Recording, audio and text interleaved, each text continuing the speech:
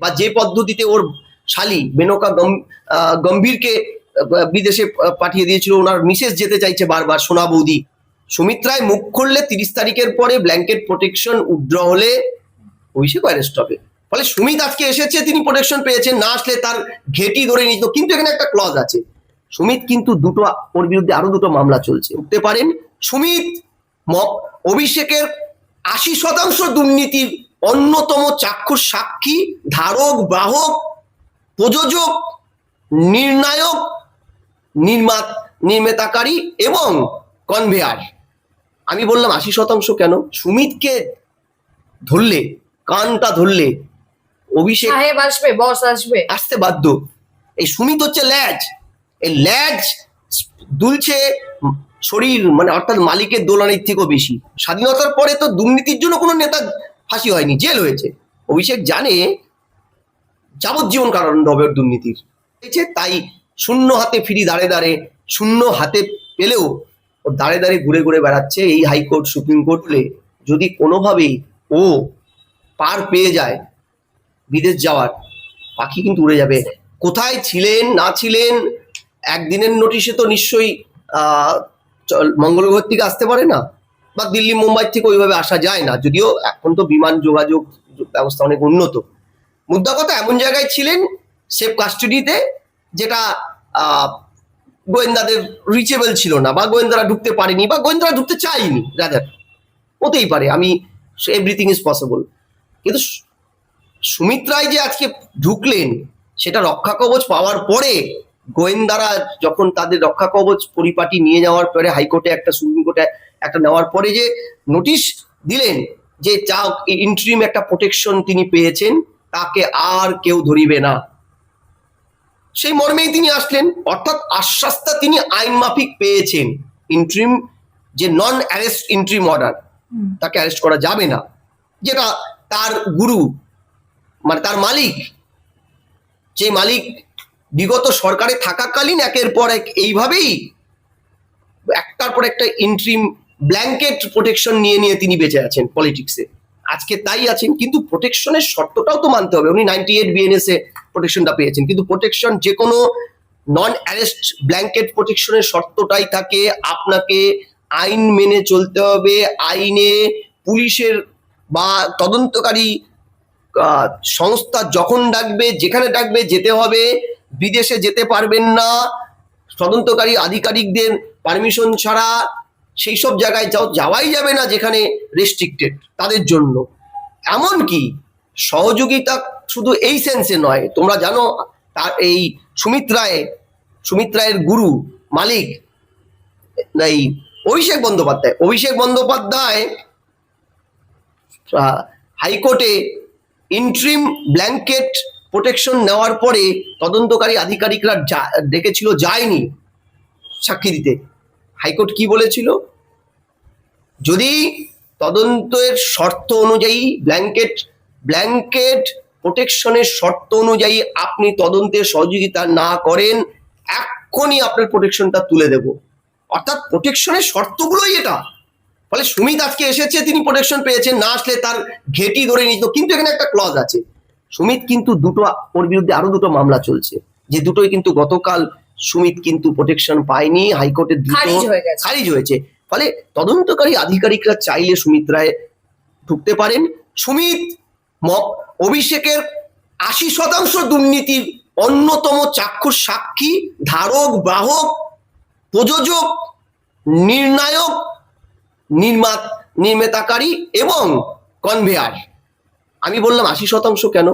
বাকি 20% এই সুমিত রায় অভিষেকের নাম ভাঙিয়ে অভিষেককে না জানিয়ে করেছেন।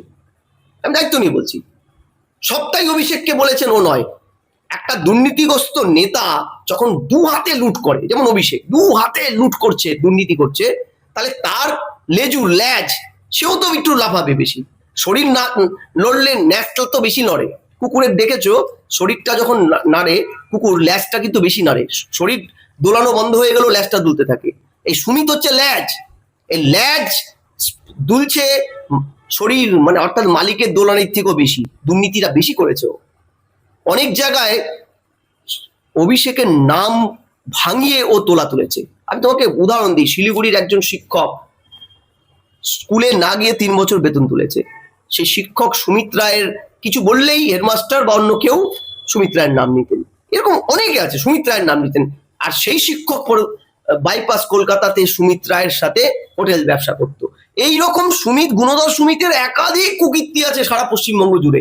বুম নিয়ে গেলে দেখতে পাবে সুমিতের নাম ভাঙিয়ে এলাকা একটা প্যারালাল প্রশাসন তৈরি হচ্ছিল। যেমন অভিষেকের নাম ভাঙিয়ে মমতা ব্যানার্জির মাথার উপরে একটা প্যারালাল সরকার চলতো 12 সালের পর থেকে রাজ্যে, ঠিক সুমিতও অভিষেকের নাম ভাঙিয়ে প্যারালাল একটা প্রশাসন চালাতো। ফলে সুমিতকে ধরলে, কানটা ধরলে অভিষেক আসতে বাধ্য। একে তো ওর বিরুদ্ধে যা মামলা আছে, সুমিতের কিছু বলার দরকার নেই। তো অপর প্রান্তে অভিষেক বন্দ্যোপাধ্যায়ও সুপ্রিম কোর্ট দ্বারস্থ হয়ে গেল হাইকোর্টের নির্দেশকে চ্যালেঞ্জ করে চোখের চিকিৎসা। আমি আবারও বলছি, অভিষেক ভালো করে জানে ওর দুর্নীতির যেমন কোনো ফাঁসি হবে না ভারতবর্ষে। দুর্নীতির দায়ে স্বাধীনতার পরে কোনো ফাঁসির ইয়ে নেই, প্রভিশন। দুর্নীতি স্বাধীনতার আগে ছিল, দুর্নীতির ভুয়ো অভিযোগ তুলে লর্ড ওয়ারেন হেস্টিং মহারাজ নবকুমারকে প্রকাশ্যে ফাঁসিতে ঝুলিয়েছিল 70 বছর বয়সী। পরে জানা গেছিল এটাই ভুয়ো, এটা ছিল প্রথম জুডিশিয়াল কিলিং। কিন্তু স্বাধীনতার পরে তো দুর্নীতির জন্য কোনো নেতা ফাঁসি হয়নি, জেল হয়েছে। অভিষেক জানে যাবজ্জীবন কারণ হবে দুর্নীতির, তাই ও এই সমস্ত দুর্নীতির থেকে জেল হাজতে 30শে সেপ্টেম্বরের পরে রক্ষা কবচ না পেলে ওর জেল কনফার্ম, সেদিনই জেল কনফার্ম। জেল 30 তারিখ অবধি ওর হেফাজত মানে ব্ল্যাঙ্কেট প্রোটেকশন, তারপরেই ওর প্রোটেকশনটা যদি সুপ্রিম কোর্ট বা হাইকোর্ট উইথড্রল করে দেয় ও জেল যাবে। এইসব মামলায় ও বেরোতে পারবে না। তার আগে ও ডিপ্লোম্যাটিক পাসপোর্টের জোগাড় করে যে কোনো মূল্যে চিকিৎসার নাম করে বিদেশে যেতে চাইছে। রাদার ওর এক চালা বিনয় মিশ্র, যুব তৃণমূল নেতা, কয়লা চুরির পরে যেভাবে ওই কি তুতো ভানুয়াতুতু না কি একটা দ্বীপ কিনে নিয়েছিল, এমন কোনো দেশে যেতে চাইছে, বা যে পদ্ধতিতে ওর শালী মেনকা গম্ভীরকে বিদেশে পাঠিয়ে দিয়েছিল, ওনার মিসেস যেতে চাইছে বারবার, সোনা বৌদি যেতে চাইছে বারবার বিদেশে। বিদেশে চলে যেতে চাইছে এবং সেই সব দ্বীপ রাষ্ট্রে চলে যেতে চাইছে ডিপ্লোম্যাটিক পাসপোর্টের মাধ্যমে, যাতে সেই সব দেশের সাথে পৃথিবীর কোনো দেশের ওই প্রত্যর্পণ চুক্তি নেই। তাহলে আপনি বলছেন মেনকা গম্ভীরের পথে, মানে শালীর পথ দেখানো পথেই হাঁটছে অভিষেক বন্দ্যোপাধ্যায়। একদম। এবং এটা দ্রুত করতে চাইছে, তাই শূন্য হাতে ফিরি দাঁড়ে, শূন্য হাতে পেলেও ও দাঁড়ে ঘুরে ঘুরে বেড়াচ্ছে এই হাইকোর্ট সুপ্রিম কোর্ট। আমার আশঙ্কা হাইকোর্ট সুপ্রিম কোর্ট আইনের প্রতি সমান মর্যাদা রেখে বলছি, আইনের ফাঁক গলে যদি কোনোভাবেই ও পার পেয়ে যায় বিদেশ যাওয়ার, পাখি কিন্তু উড়ে যাবে হাইকোর্টের প্রধান বিচারপতি।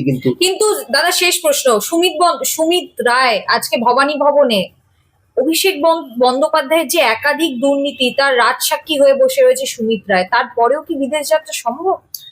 আইনে তো হাইকোর্ট তো বলছে, তো আপনার বিরুদ্ধে 16-17টা মামলা, সব ভয়ানক মামলা, মানুষকে মেরে ফেলেছেন ভুল চিকিৎসার নাম করে, দুর্নীতি। সুমিত রায় গ্রেফতার হবে, অভিষেক বন্দ্যোপাধ্যায় গ্রেফতার হবে? ও দুটো মামলা যদি চায় তদন্তকারী আধিকারিকদের সাফিসিয়েন্ট ডকুমেন্টস থাকে তো হবে।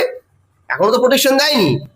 সুমিত রায় মুখ খুললে 30 তারিখের পরে ব্ল্যাঙ্কেট প্রোটেকশন উইথড্র হলে অভিষেক অ্যারেস্ট হবে, বা অভিষেকের বিরুদ্ধে আরো কোনো মামলা যেটা প্রোটেকশন পায়নি সেটাও যদি খুলতে পারে।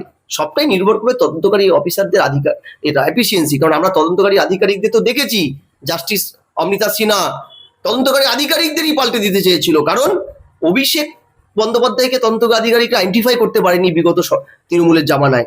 জনৈক অভিষেক, আবার কেউ তো তার ব্যাংক অ্যাকাউন্ট খুঁজে পায়নি, এমনকি সিবিআইও তাই। জাস্টিস গাঙ্গুলি, এখন যিনি বিজেপির সাংসদ, তিনিও কিন্তু অভিযোগ বারবার করেছিলেন এই মর্মে।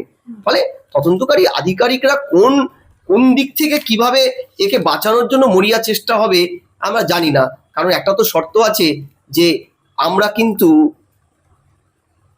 মানে চুন খেয়ে মুখ পুড়িয়েছি, তাই এখন যতই সরকার বলুক অভিষেক জেলে যাবে, অর্থাৎ দই দেখলেও আমরা ডরাচ্ছি। এখন অভিষেকের দ্রুত জেলে যাওয়াটা কিন্তু খুব জরুরি। সুমিত রায় এখানে একটা বড় ধরনের ওপেন গেট, তদন্তকারী আধিকারিক এখন দেখুক কিভাবে কি করে।